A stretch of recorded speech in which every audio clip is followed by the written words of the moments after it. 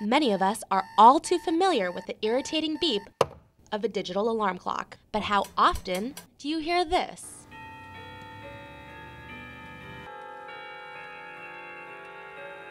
These sounds are a part of everyday life for two Central New Yorkers. Chris Harder builds clocks in Madison, and Carl Kasha that looks wonderful. repairs and sells them in Syracuse.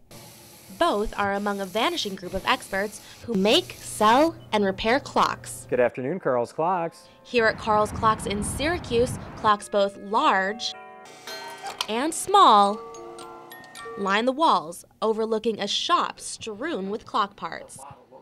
It makes me feel good that there's still people out there that have an appreciation of fine, things that are steeped in tradition. It's a taste that comes at a price. People don't want to pay for custom work. I hate to say it, it boils down to money. And money is why Carl went from making clocks I didn't sell them for that much more than what it had cost me to make them, to selling and fixing them. Many of these clocks don't run on batteries, so to keep them going, you've got to wind them up, and once you do, it'll keep running for another week. Even with the down economy, Carl still has a steady stream of customers. I'm a sentimental fool as well as a lot of my customers, and it's a good thing there's a few of us out there or I would be out of business. I just love having them. They're just nostalgic. With an older clock, you hear it. You see it move. You don't, nothing like a digital clock.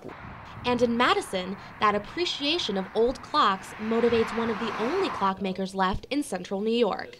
You won't get the fine detail of that the human hand will do from a carving done by a computer.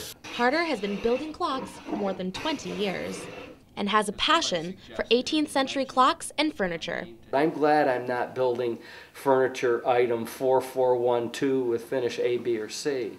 For Harder, it's less about making money and more about doing what he loves.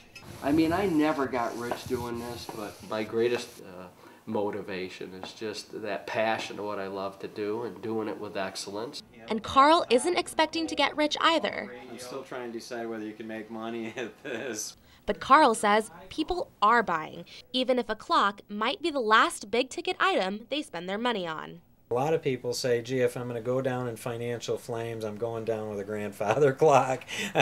And, for the most part, it's not people with money who are buying handmade clocks. It's Joe Average that's buying these, and because it means something to them in here, It's an emotional thing. And Carl feels that emotional connection, too, because for him, clocks aren't only a hobby. A little bit of you lives on with the clock. They're his life. This is Christine Pinawanich for NCC News.